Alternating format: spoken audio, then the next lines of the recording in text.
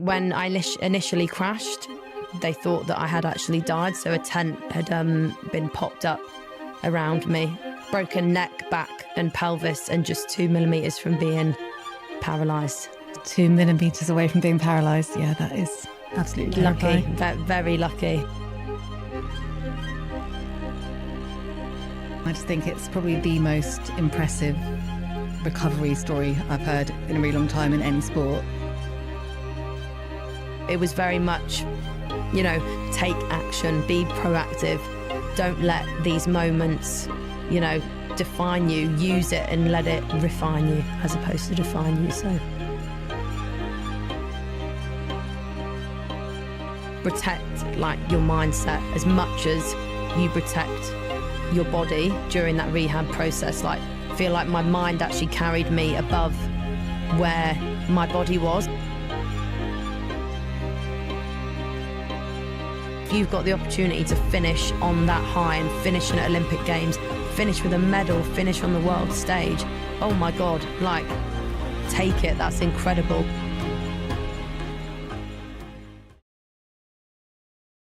Vic, welcome to the podcast.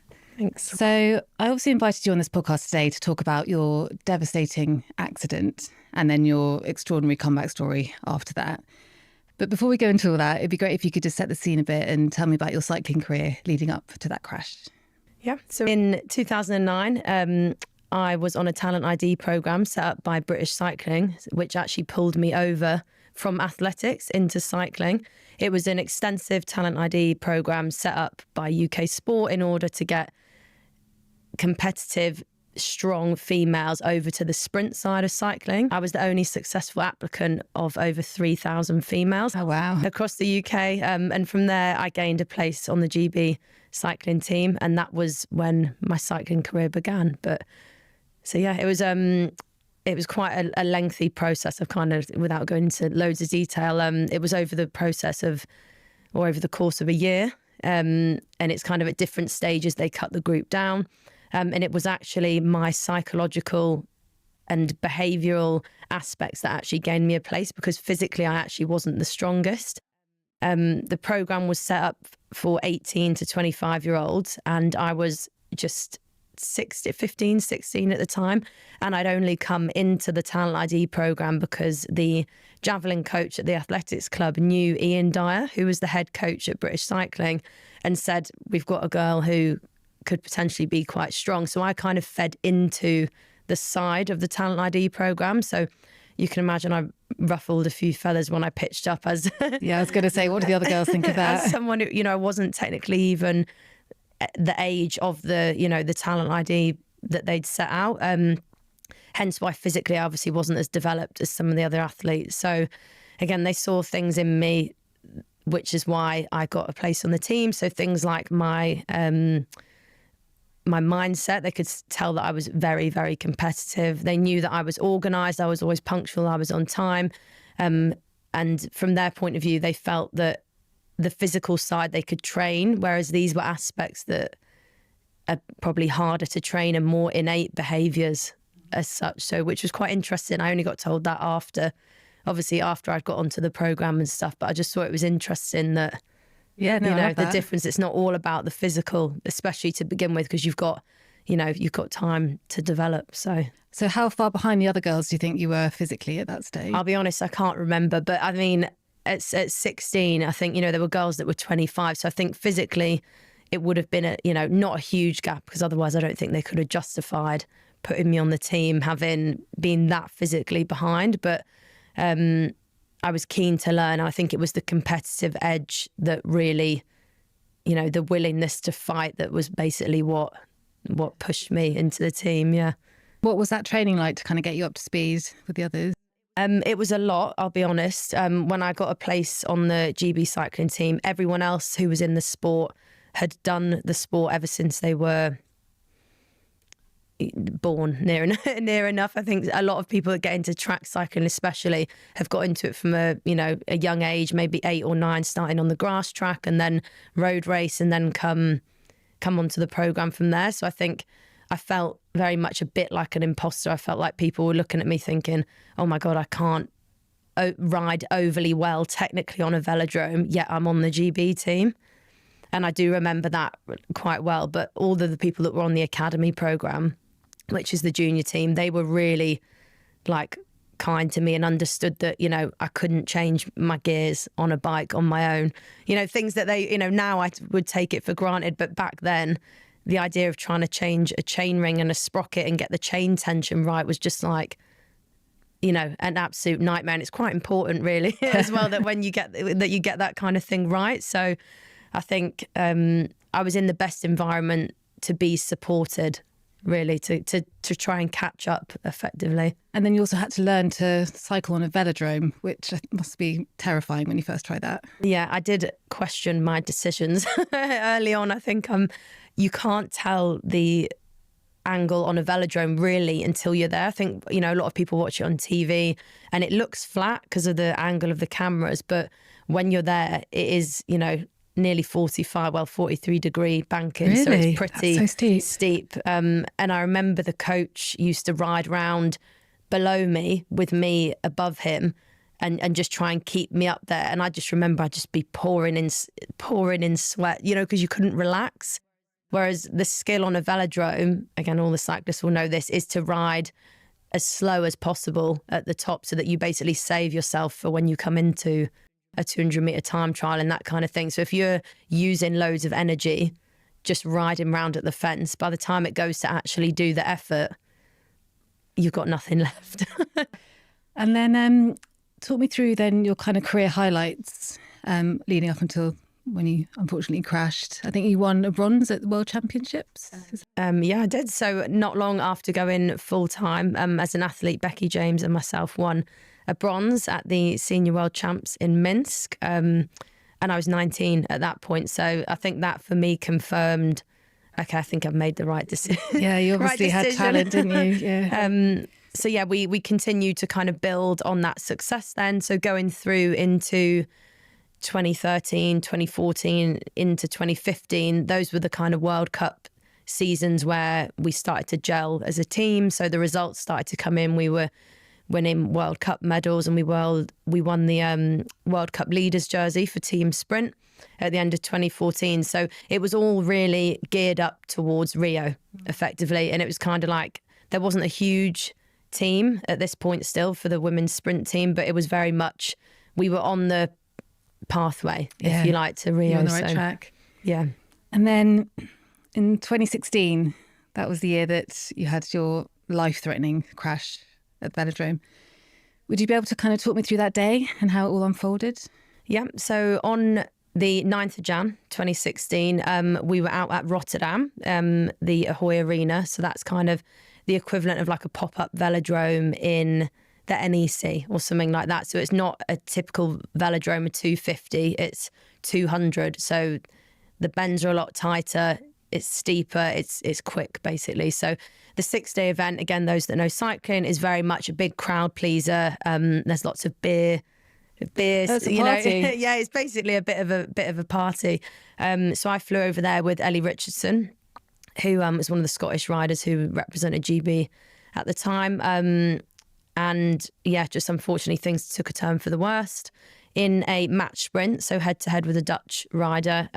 As I was overtaken out of the last bend, we unfortunately collided, got hooked onto each other, which then sent me up to the fence. And then, as you said, obviously had quite a devastating accident, which left me not in the best of states. In short, just to summarise, broken neck, back and pelvis, and just 2 millimetres from being paralysed. So 2 millimetres away from being paralysed. Yeah, that is absolutely lucky, terrifying. very lucky. Along with like a large flank wound, which I had obviously on my back. Yeah, I think when I initially crashed, they thought that I had actually died. So a tent had been popped up around me. Obviously, I didn't. But I think the extent of my injuries wasn't clear until obviously things progressed. And then it was like, right, she's not, you know, this isn't just a fall where she's cracked a rib. It's quite serious. So. And do you remember much of it happening? No, I don't, which is actually the blessing, because again, further down the line, the question is, you know, did you how did you psychologically deal with it? Well, I didn't remember any of it. And I think Are you glad that you don't remember any of it? I think that worked in my favour. So the psychologist that I worked with at the time, Ruth, she said, if you've not remembered now, and this was kind of, I think, even up to like 6 months after, then it's kind of like your body's way of dissociating almost. Yeah. So it wasn't that it was suddenly going to come back. And was that a bit of a comfort knowing that you weren't likely to get that memory back?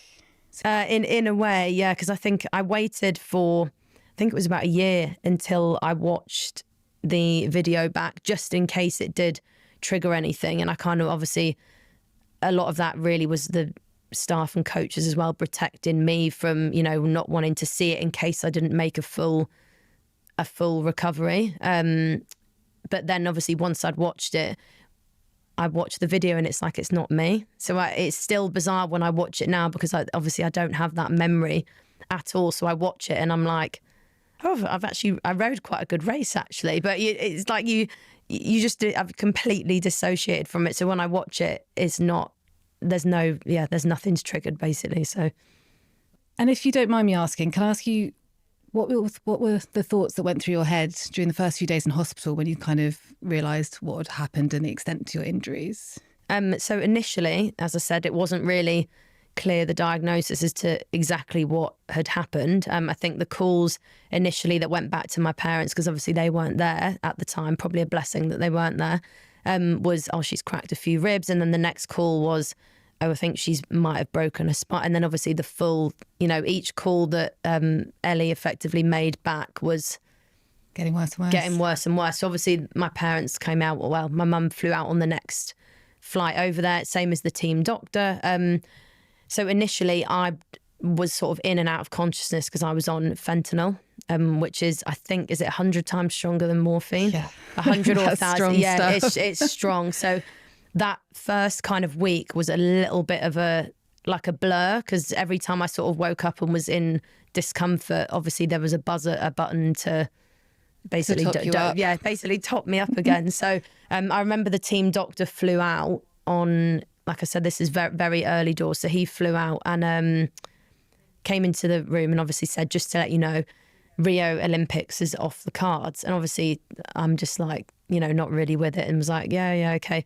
And I remember, my mum reminds me, when he actually left the room, I was like, is he joking? Like, I've got 6 months. So that like sums up the whole process, I think, in a nutshell. I thought at this stage that I still had a chance of the Rio Olympics. Yeah, you thought, get out, 6-week recovery, boom, back on the bike. Yeah, which was obviously not the case at all. So the initial first week, obviously I couldn't do much. Rotterdam did the initial surgery, which was basically to stabilise my pelvis, which meant that there was a pin just through my right-hand side, as well as secure the flank wound on my right-hand side. They then left the spinal surgery to the UK. So basically, once they deemed that I was stable enough, which was the pelvis pin, obviously I'd been out there for a week, they'd kind of got all my, you know, everything under control. Vitals under control. They then flew me back to the UK, which is then when, obviously, I then underwent the back surgery then in Manchester. So in another podcast, you spoke about how your mum kind of helped you through those early days in hospital by using humour, which I thought was really sweet. And also, I found it very interesting because it's something that I know that soldiers use to kind of, when they're trying to cope with really difficult situations, they use a lot of humour, and sometimes quite dark humour, as you can imagine some soldiers using to get through. It might, hopefully it doesn't make you too emotional talking about your mum at the time, but like, what were those days like with your mum there, trying to like get you through, using humour, trying to help you out mentally? Or were you kind of just in a complete blur that you don't really remember? I remember, obviously, once I was kind of out of Rotterdam, I had to get, first of all, the initial thing was trying to get off fentanyl, because I'd sort of borderline got an addiction to it. Because I remember when I'd landed, my dad hadn't seen me, and I was kind of like eyes rolling through the back of the head, like frothing, because I was like, my body felt like it was on fire. But they said it was like the withdrawal from the fentanyl, that, you know, morphine wasn't even touching the side. So that wasn't great for him. Obviously, the first time he'd seen me, that I was basically like an addict at that, you know, at that point, which wasn't great. But yeah, I was in Stepping Hill for, I think it was a total of maybe 4 or 5 weeks, and I had to lay completely flat on the hospital bed and get log rolled every few hours. And I think the rules in the UK require 5 people for a log roll. So you can imagine it's not, you know, it's difficult now, the stress that's put on the NHS and stuff, because I did have the surgery done through NHS as well, to get, you know, people in to log roll you, to then give you a couple of minutes of relief, to then go literally back again, so staring at the ceiling. Just to give to you relieve, a bit of comfort. just because to prevent bed sores, basically, and that kind of thing. And if you imagine, it's hard to imagine now, even though, you know, even now I'm like, it's really hard to imagine how on earth did I lay flat for that long. I was thinking psychologically, how do you deal with that? You just, I couldn't move. So my mum did a really good job, bless her. Not only was she kind of in and out of hospital, she was making food at home, you know, so I didn't have to eat. The hospital food's not the best, is it? When you're in there for the long haul, it's kind of not great. So she was kind of not that I could eat much anyway, because I was obviously laid flat. And then, just doing her best, like you said, to make it as enjoyable as possible, if that even is, you know. We played, like I said, when you said about the humour thing, we played like just stupid games, you know, with like a wooden spoon. I remember like there was a thing that went around ages ago where you stand behind someone, you hit someone on the head, you know, quite hard, and then you basically say, you switch, but you make them hold the wooden spoon like in their mouth. And I remember have you not heard of it? We stitched up my friend, and she was like, couldn't obviously use the spoon to hit the head hard. It's just silly things like that. Do you know what I mean? It was like being back in like primary school again, just to try and make some humour out of it. But I mean, the nurses were great, and I think when you're on a ward for that long, like you get relationships with all the, you know, all of the staff and everything like that. So it was really, we made it as enjoyable as we could do, put it like that. But yeah, and then I think, did you have a decision to make about wearing a neck brace or not? Yes, I did. So they didn't do my surgery on my neck in Holland. They basically wanted to put a halo brace in. So they wanted to drill, obviously, I don't know if anyone's seen those, you know, the big head braces. And I was kind of glad that they didn't, but Are they the ones, sorry to interrupt, are they the ones that are actually drilled into your skull? Yeah, that's what they wanted to do. But this is where my surgeon came in and was just so good, because he did the bare minimum, because I always said from the get-go, I want to be able to ride again. So if he would have fused my neck, obviously I would have had no rotation, and then it was like, well, how am I gonna ride on a velodrome and look behind me? It's just not gonna happen. So this whole time you were already planning getting back on the bike? Yeah, like no doubt about that. The surgeon was with me as well, which is mad. You know, he was like, if we fuse your neck, you won't be able to rotate. Whereas I'm confident enough, if you follow the protocol, if you keep the brace on for as long as, you know, you have to have it on, we can let it heal on its own. And luckily, touch wood, it did. So and how long did you have to have the neck brace I think it was through at least 6 to 9 months. I think I had it. That's a long time. It was a long time, yeah. You know, every time they had to change the pads and stuff, I'd have to lay down on the bed and then gently, you know, have my mum pull it out and then change the pads and then put it back in. Even sat in the shower on my little chair with my neck brace on. It was 24/7. Yeah, you couldn't take. Yeah. And now I just think, when I have a bad night's sleep, I'm like, how can I complain? Yeah, I bet you look at things now with a completely different perspective. I need, when I do things like this, like a podcast or talk about it, it puts things back into perspective. When I'm complaining about, you know, just as we do in day-to-day life, like it puts things back into perspective. But yeah, I even went out. I think once I couldn't get an Uber because I was going to just meet friends for dinner. And I just thought, I can't deal with this anymore. And I did drive to the next village, of course, with the net brace. God. And I thought, if anyone saw me now, they'd be looking like pulling up to the lights, because obviously I was having to fully rotate my body round. So there are a few instances where I did get frustrated, obviously, along the way, because it was a long process. But Cyan did such a good job, with the surgery and with leaving the neck, the confidence to leave certain bits and do the absolute bare minimum rather than just going all the way through, fusing everything, that probably plays a large part in where I am today, basically because of what he did. So Cyan, is that the name of the surgeon? yes, yeah, Mr. Cyan. Give him a shout out. So I'd love now to talk actually a bit about your time at Bisham.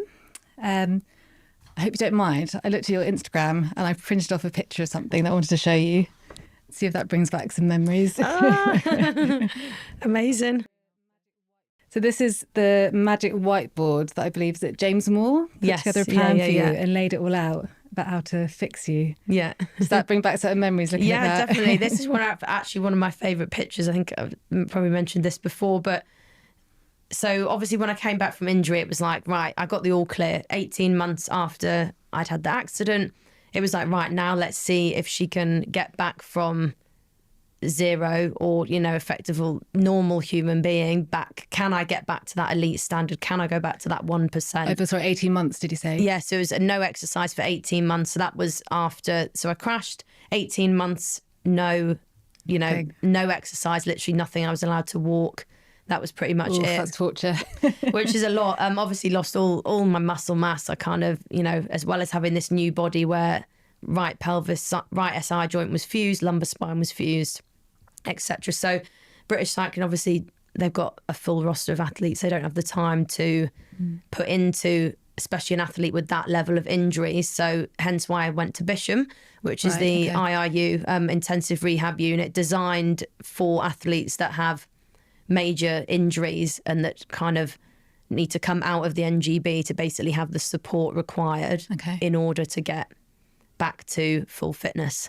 Hence why I ended up here, and this was the plan. So the IRU was ran by James Moore, as well as a full team. We kind of had, there was only ever 3 athletes in at a time, which meant that the care was just nuts. I think the ratio was kind of 3 staff maybe to 1 athlete, so we had every basis covered. It was this kind is a of serious operation. Yeah, literally. We had S&C, so Fionn McPartlin was S&C, Bex Toon, who was a physiologist, Andy Warlin, another physio, as well as James Moore, who obviously was running the show effectively, but also physio. We had soft tissue with Mark. We had Chris Bodman on psychology, Wendy, who was on nutrition, and that's, as well as other people come in and out. Alan was another physio who came in and out. Again, there's probably more people, but that was the core team that basically had the mission of getting me from zero to hero. Hence the whiteboard. So James compared the mission to like a silverback gorilla. Yeah, I loved reading that. Yeah, that's really cool. And immediately, like, what do you think when you think of that? You think strong, powerful. Yeah. So like that's what it says on the top of the whiteboard, like silverback. So this was kind of the inner workings of his brain onto a whiteboard, which was in the staff room for, I was actually there for 9 months. So that's a record that's not probably one of the best to have, but I think I still hold the record for the longest patient, the longest stint at Bisham. I think, unless hopefully no one's overtaken it. So yeah, he kind of just laid out the weeks and laying out where I needed to get to physically in order to hit the targets set by British Cycling, in order to yes, you can to be come in back. Team GB again. Yeah. So it's kind of like, obviously at some point British Cycling have to, think about the outcome of all this. They gave me goals and said, you, in order to get back on the GB team, this is where the goalposts are. Obviously now as well, we're a couple of years down the line. Oh yeah, of course. The goalposts have also moved. So not only do I need to now take my new body and do all that, also we've had to go from here to here. So actually I need to go with this new body to a new level, which I've actually not been at before. No pressure. No pressure to the guys, you know what I mean, to the guys that were running the show. So I was kind of very much, if you just tell me what to do and I'll do it. Yeah. So yeah. So there were specific goals you had to hit in terms of like lifts, like back squat, for example. I think it was 125 kilos you had to hit in order to qualify for the team again, which is a huge amount for anyone, let alone someone who's had an injury like you did. So What was it like, that whole process, going from zero to trying to reach those like heavy lifts again? Were you just so determined and just knew what you wanted to It was a achieve? bit nuts, I'm not going to lie. Like when you saw kind of the condition that my body was in, obviously I'd done a lot of rehab at this point, and then when British Cycling came through with the targets, that was basically, right, we need to put an end point on this now, because obviously I'd been out for 18 months and realistically, if I didn't get back on the bike within the next year, then, I'm still getting funded at this point, because obviously I'm still technically on the GB team. So at some point they have to think, When's the cut-off? when's the cut-off kind of thing. So it was in the January 2018, I think it would have been, they basically said, right, here's the goalposts, squat target 125. I think I had a single leg press target 170. Watts on a bike, I think at the time would have been, again, the goalposts have moved again now, maybe about 1500. So is that a lot? I don't know about watts on bikes. Yeah, so that's like, again, it's dependent on body weight. So that was kind of a marker as peak power. Again, it's obviously relative to body weight, because at the time I was maybe around just under 65 kilos. So they're looking at the watts per kilo, basically. So as well as a few other, I think I had a deadlift target in there. Anyway, they set these kind of KPIs and said, right, by January you need to be at these markers effectively, which was like. And do you remember how long you went from, for example, with the back squat 0 to 125 kg? Do you remember how long that took you? Well, again, missing something in the middle. I just realised I missed out. So on the way up to these targets, I had an issue because the screws started to crack in my back, which then meant, oh my God, here we go. We're in like October, November time, I think it was. And, I was having issues because I was having real pain, and it was kind of like you could see bruising coming through.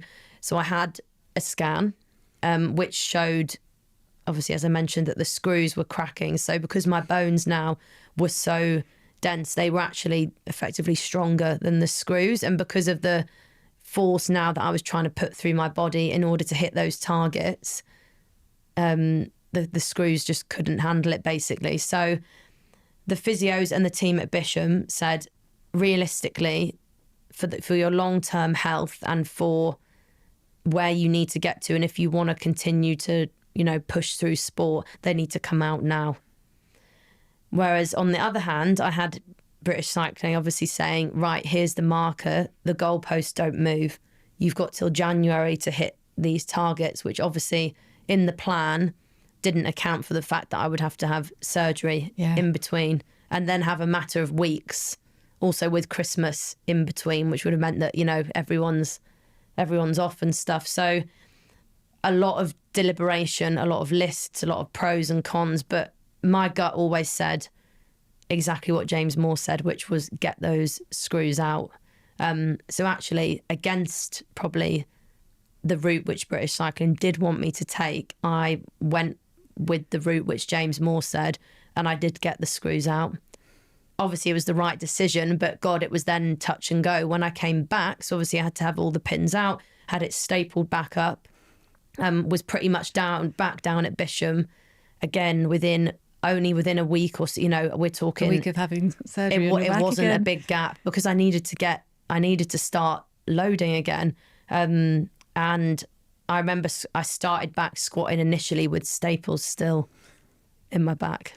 Did your family think that you were completely nuts? I mean, I don't know whether they really knew all like the ins and outs, but I think, God, like James Moore was just on a mission. Like as much as I was like, right, I'm in the best environment to get this. If anyone's going to do it and get me there, it's the whole team, and with him leading it, honestly. All completely determined. Yeah, they were just as determined as I was. And then I was so determined as well, because they were. And it was like the team environment that they created was just like, right, we're on a damn mission now. We need to get you to January and we want you to hit those targets. So.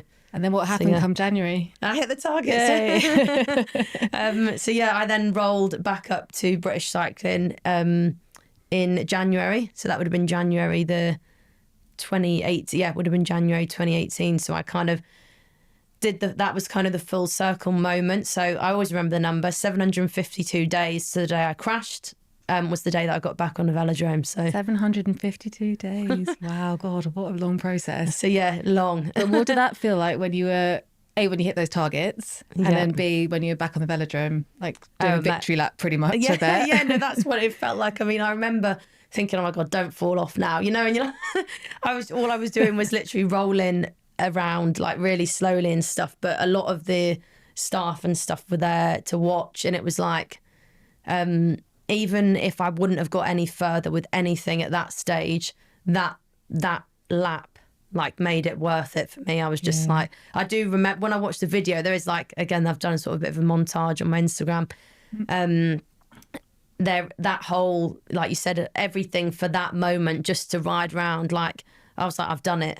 Even though obviously I want results still from this point on, to be, that was like, right, I've done it. And remind me of that 2 years down the line when I started to get annoyed when I didn't get, when I didn't necessarily perform. But I think really that was the full circle moment. So yeah. And do you ever sort of like pull on that feeling when you're struggling to, or if you're ever doubting yourself when it comes to new goals that you set for yourself these days, do you ever kind of look back and think, look what I went through, look what I achieved. I can go for anything I want to.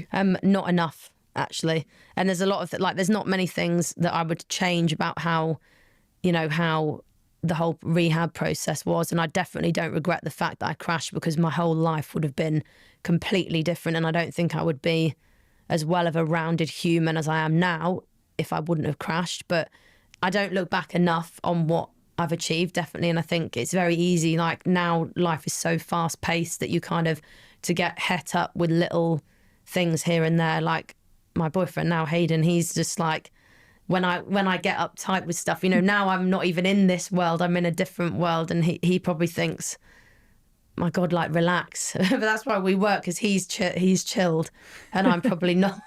But I don't look back enough. And I think everyone's guilty of that, because of, it's always on to the next thing, isn't it? It's kind of like, right, celebrate that, woo, on to the next.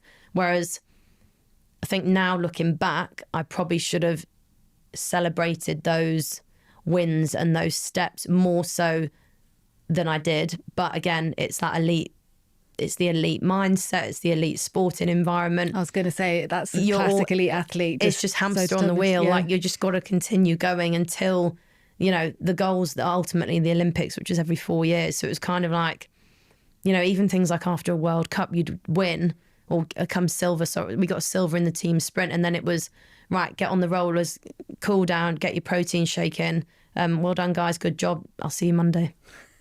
Just like that. Just like that. Do you know what I mean? Because it was so geared like towards the Olympics and that kind of thing. So yeah, I think I didn't look back enough, but times like this, and when I talk about the story, I'm like, right, I really should remember those times when I was resilient and stop complaining, basically. Yeah.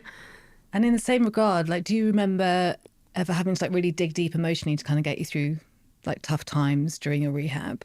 Or was it, as you said, just always focused on just go for it, get better, get better, get better? No, definitely. And again, I think the mind's very good at removing these, the bad memories. And I think people sometimes look at, again, social media and they think, oh, it was this great rehab process and she's got back. But again, all those athletes, and so many have been injured, have had setbacks, and, it might not necessarily be all over social media. You'll know that line was far from linear, and my God, there were some lows. But because I had that team around me and my family and the support, and, I was able to communicate the way that I felt and the way that, I was dealing with everything. It really meant that I was able to ride those dips as well as possible. But I do think the resilience that I developed from that obviously was part of the reason that got me through that. And it's kind of like, again, then people say, well, how do you become more resilient? But there isn't, in my opinion, like a special formula that makes you resilient. And I think when I look back, because it happened to me, I just had to get on with it. And I think as long as you put things in place, the team, the environment, and you control all that you can control, you've just got to do what works best for you to keep your head as level as possible and continue down down that pathway and just and not to give up. So one question I was also going to ask you, and you've sort of partly answered it there, is if you had to give 3 pieces of advice to anyone who's looking down the barrel at a long, difficult rehab process, what would they be? Trying to condense it to 3 is quite difficult. I feel like I'll expand on each point. First one is plan. Obviously, I would not have got to where I was without the plan. And I know obviously it's not sometimes easy to make the plan. Obviously, we didn't account for the fact that my screws were going to crack in the November before the goal, before I had to hit those markers. But I think if you take a step back and are able to plan for each different scenario, that in my opinion is like the starting point. Is kind of like take a second, plan, and get your team behind you to make that plan. I'm not responsible for that because I was just the body that did it. I had a plan, basically. So first one definitely is plan. Yeah. And seeing that plan through, and also I guess seeing a plan laid out on paper or a whiteboard as you had must have been mentally quite helpful. Yeah. Feel like there is a plan in place, there is a way out of this, and there are people here that are going to help me do it. Yeah, definitely. Secondly, I'd say, again, we haven't touched loads on it, but protect your mindset as much as you protect your body during that rehab process.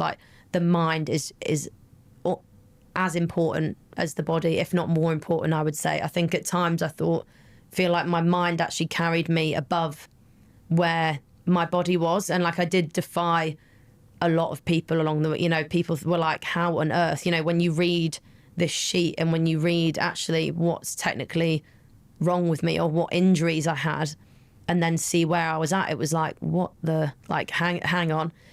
So yeah, protect the mind. And by doing so, that includes things like the team, the environment, making sure that you've not got people around you that are going to be negative and have those, fill your head with thoughts that you're already trying to fight. And I appreciate that obviously I got given that team and I was very lucky, but I think surround yourself by the people that are going to support you and that lift you up, as well as being in a space where you feel that comfortable and you feel that you can train and you can succeed, basically. So all of those different things feed into, in my opinion, protecting the mindset. And can you remember much of what the psychologists taught you as you're going through it? Was it kind of a lot of positive self-talk? So I did a lot of work with Chris Bodman, who was psychologist. Again, without going into the depths, because I feel like that's a whole other podcast on its own. We did a lot of work around how we respond to these different changes and decisions and that kind of thing. And the big line for me was, we can either let these things define us or refine us. Oh, I like that. That's great. Which is quite nice, isn't it? And you have to mull it over in your head a couple of times, but you can either react or respond.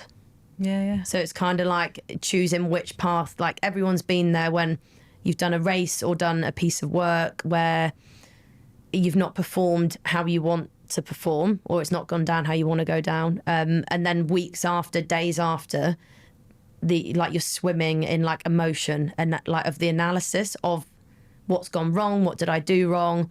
So it's kind of trying to get out of that cycle and think, right, these are the facts. This is the actual reality, because we're very good at putting a filter on and catastrophizing things and thinking it was... And overthinking it, as opposed to going, right, this is actually what happened. Now we go on to what's next. So again, I'm shortening basically years worth of work into, that's great, though. I love that. one section, but it was very much, take action, be proactive, don't let these moments, define you, use it and let it refine you as opposed to define you. So and it sounds like part of that is not getting trapped in overthinking, as we said, and mulling through negative thoughts and not very useful thoughts. I think again it's very easy to overthink. I am by nature an overthinker anyway, so the fact that I have managed to overcome this and be a chronic overthinker is proof. Do you know what I mean? It's proof to everyone out there, all the overthinkers, that there is a way out of it. But my God, I couldn't have done it on my own. That's the biggest take home. I'm when I came back to competing eventually, which I did get back onto the track, you know, everyone was just, how have you done it? You know, it's just incredible, blah, blah, blah. But I feel like I didn't do it. I feel like everyone behind me put me there. I just was the body that did it. Do you know what I mean? I don't know if you do yourself justice there. I just feel like I wouldn't have had a clue where to start if I wouldn't have had that team being so motivated, being so dedicated to getting me back on that start line as what I was. On the times when I had no energy and I used to rock up into the IRU and be like, oh my God, I can't do it. It would be like, right, let's get Miami by Will Smith on. Really? That was one of the tunes. We'll go back. So there's a few, like, obviously made a lot of friends in the IRU. So Amy Wilson Hardy, who's rugby sevens player, we made like a really great friendship. And like, so at the IRU, it was such a good environment because there was loads of different athletes that came in one at a time. So I met, I think it was over 20 different athletes from different sports. Cool. And to see everyone get back to their sport, obviously, because I was like the long-term standing resident, I got to see everyone go full circle and get back to their sport, which was great. We had rowers in there. We had like rugby sevens, taekwondo, judo. I met such a great aspect of like different athletes. It was amazing. And now some of those athletes are now Olympic champions. Oh, that's great.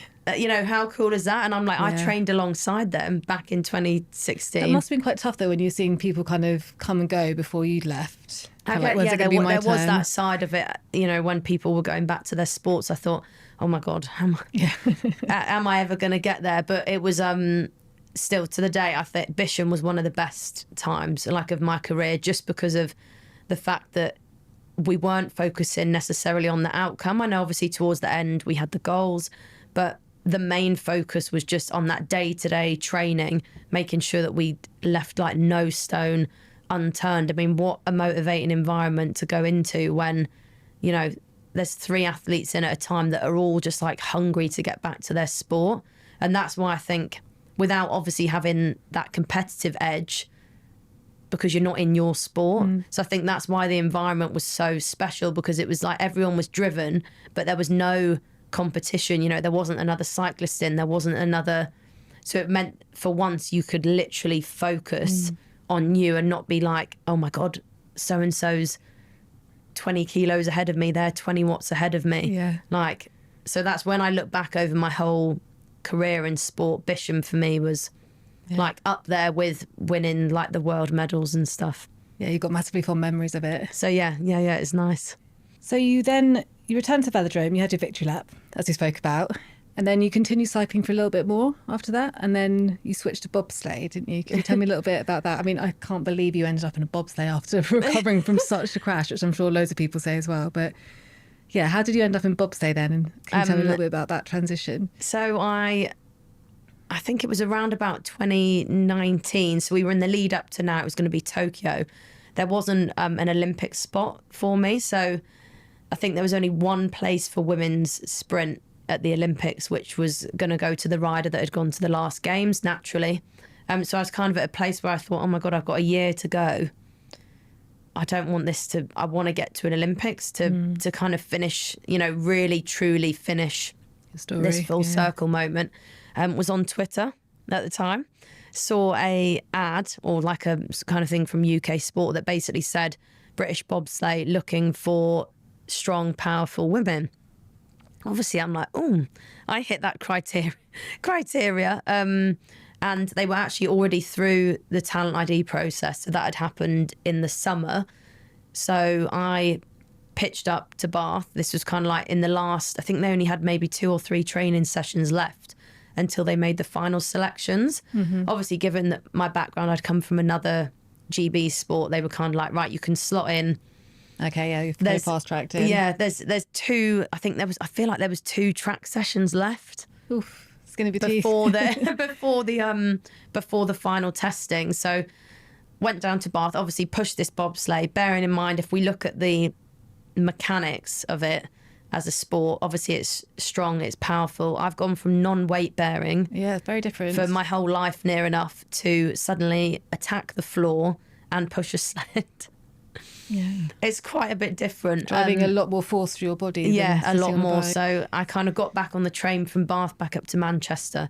I was in bits. Like my whole body was just, my ankles, my shins, my neck, my back. I was like, oh my God, I don't know if this is a great right move. thing, yeah. Anyway, they were like, right, the final testing is in a week or two's time, I think it was. It's up to you, if you want to come down. Anyway, obviously I came down, caffeine to the eyeballs, pushed the sled and was, I think, about just under a tenth off the current brakewoman. So I was like, okay, my quads have done me justice here. And then got the email like a week or so after that basically said, welcomed me onto the team and said, if you want to, we leave for season in a few weeks' time. So how did you feel? Was that kind of excitement or a bit of intrepidation? It was kind of like, I don't really know what I've got myself in for here. Obviously, the push track at Bath is very different. And now I think I realise that, very different to an ice track. Were you thinking about the dangers of bobsleigh? Or were you fully aware of? No, not really. Again, one of those things you maybe see on TV and doesn't quite give you the full picture as to when you are literally going down in a bobsleigh with your head between your knees going at hundreds of kilometres an hour. But I was willing to give it a good go, and I was up for the challenge. So next thing you know, I was off on bobsleigh season. And then how far did you take the bobsleigh before you decided that it wasn't probably right for your body? So I did it for a good, I think it was nearly 2 years. So then we went into lockdown. Then I was able to, when we went into lockdown, get my body fully prepped for bobsleigh. So try and put on a serious amount of weight. So I had to put on nearly 10 kilos. That's a lot of weight. Which was a lot. It was hard work, that. So I had to try and put on that, as well as basically get used to impact through the floor, because I'd obviously done non-weight bearing. So, but again, lockdown probably worked in my favour, because it meant that I was able to basically eat a lot. And I was going to say, did you literally just scoff loads of food? Yeah, to try and put that I weight? didn't do it fully clean because it was a lot to try and put on. But then I used that season to get myself in the best shape really for the second season, and then made World Cup debut. I think it was 5 years to the day of the crash was when I then actually took to a bobsleigh World Cup. So yeah, and actually going back 3 years to the day, I took on my first World Cup as well. All to the day? Yeah, all to the day. So January the 9th comes around every year, and I'm like, it's like D-Day. That's your magic number, January the 9th. Well, what's going to happen now? So you eventually decided to finish with bobsleigh. Was that just because of the toll it was taking on your body and the dangers of it? A mixture of things, really. I think before the Beijing Olympics, cycling actually got in contact with me and kind of had seen the way that I was training, and basically offered me a trial to potentially come back in order to train with the team in the run up to Paris. So at this point, I kind of had to make a decision. It was kind of like, right, do I push with the bobsleigh in the run up to Beijing, or do I jump ship and see if I can... So the Beijing or Paris. Yeah, get back in the team for the games. So I took the cycling route. I think I felt like I had unfinished business. I had very, very steep targets to hit in just 3 months. So I had to go again. I hadn't ridden a velodrome in 18 months or more, probably nearly 18 months, 2 years. And then I had to hit again world-class times in a very short amount of time.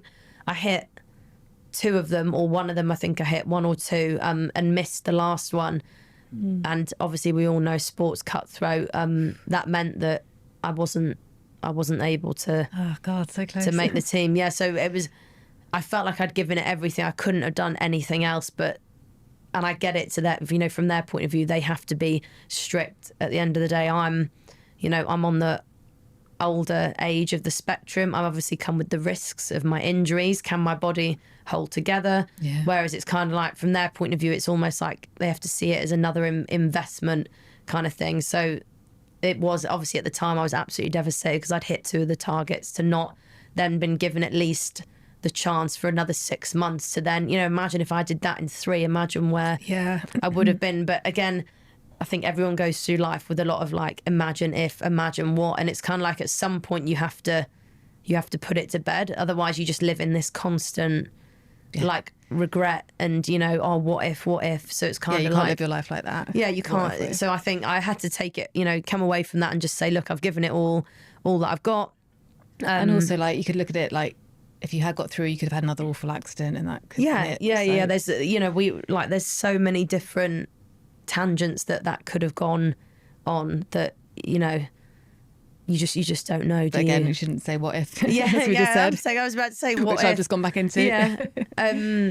So then obviously came the decision of, you know, am I going to get back in time for Beijing Olympics? Obviously, it was realistically no. I'd come down to cycling weight. I hadn't then pushed a bobsleigh and, you know, trials were in a few months, and I was like, it is probably physically not safe for me to go and do that now, given that I've come away from it.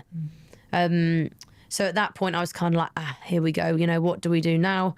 There was a point where I was potentially going to go down the route of sprint kayak, so that was on the cards. I don't know whether I've like mentioned that. I think I knew someone from British cycling was had gone over to sprint kayak, and had, you know, I was having chats with them, and then I obviously toyed with the idea of driving because Misha McNeil retired. Then after the Beijing Olympics, driving a bobsleigh, and I think, you know, over this space of time where I'd missed out on the games, obviously I was still training, you know, in order to get back into bobsleigh. And I think I had to really ask myself, you know, is this now a bit nuts, you know, kind of at some point. And it's not easy. And I think everyone in sport will understand, like, it's never easy to step away. I think if you step away, even with Olympic gold medals, you still don't feel that you're finished. So I think for me, I just had to really look at myself and go, right, risk versus reward now. You know, obviously I could go and go and go, and if someone told me tomorrow, do you want to come back on the cycling team, like you've got a place, yes, I'd be there. But at some point you have to say, right, I think for my future self and for, you know, my actual long-term health, for now, or, you know, in that sport, I think I need to close that door, which is when then obviously I made the difficult decision to step away from sport. So How did that feel? Not great. Not great. You know, again, I've spoken to a lot of sports people, and I think no one really feels ready to finish. There's not an easy way to do it. You know, you then sort of think when you carry on watching the sport, I could do it. I could get back in. I could, you know. But I think you have to remind yourself that, you know, what you have achieved. And I think, even though for me personally, I felt like I didn't do the full circle because I was like, well, I didn't get to an Olympics. Obviously, I felt like that was the one thing that was missing from my, you know, accolades. I was like, oh, damn it, I didn't get to the Olympics, and I wanted to get there for everyone else just as much as myself.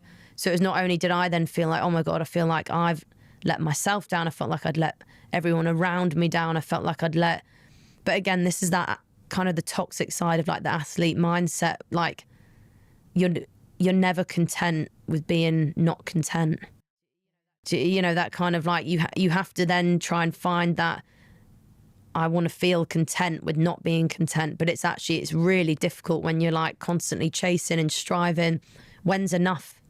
Like, when is enough? So it was kind of like, right, again, like I said, I'd jump back in at the, you know, at any chance I could, I would go back. But at some point you have to think long term.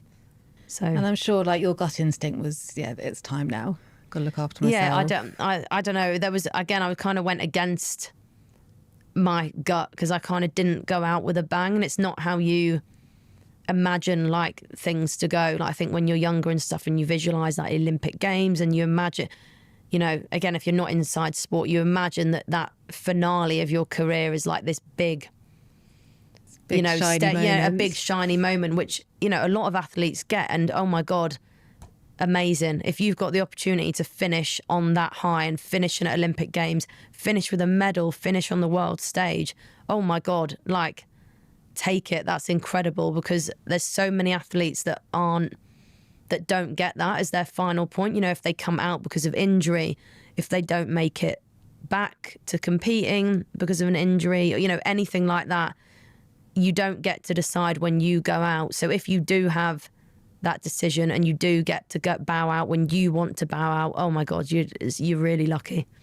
I think that's actually quite good advice to athletes out there who are managing to kind of get to the Olympics, even win a medal, to like really cherish that moment rather than chase what's coming next, like we're kind of speaking about earlier. Yeah, definitely. And I think we're all guilty of doing it, but you really need to like appreciate what you've achieved. Like it's an incredible achievement. I think, again, like you said, you'll go on to the next one and it'll be like, right, have a month off and then we're going into the next one. But like, oh my God, you got an Olympic medal. Like, so many athletes strive for that and unfortunately don't get there. So the fact that you've got that is incredible. Yeah. So we've only got a few minutes left. So I'm going to just wrap up with a final question. What's your next goals now for the future? Have you set yourself any kind of particular like sporting or fitness goals or career goals, or kind of what is it that you're working towards now? So now I've stepped away from sport. I've become functional fitness coach and reformer instructor.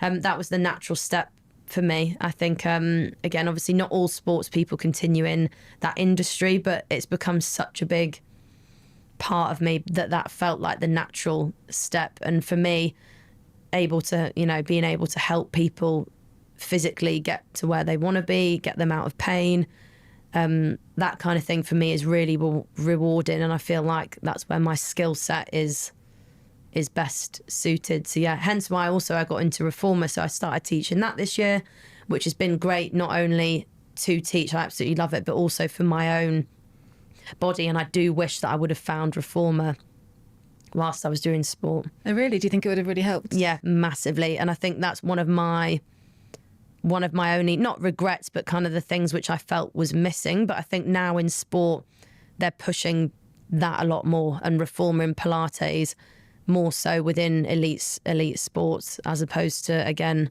maybe quite a few years back that it wasn't such a big thing, but people are now seeing the importance of it. And I'm like waving the flag for it, yeah, great. Obviously, now that I teach it. So I think, yeah, those two combined, obviously have my own business with those. What that looks like in the future or as of next year, not entirely sure. Just trying to work that out as I go. Obviously, I do a lot of talks and that kind of thing as well, which I really enjoy, sharing my story, that kind of thing. So a combination of, I've got lots of plates spinning at the minute, so it's just trying to work out exactly which way that I want to take it. So, well, I have absolutely loved hearing your story, and I just think it's probably the most impressive recovery story I've heard in a really long time in any sport. So I really think you should pick yourself up for that. I know you didn't get to the Olympics, but you achieved an incredible thing by recovering from that. So thank you so much for sharing it today. Thank you. Thanks for having me. Thank you very much.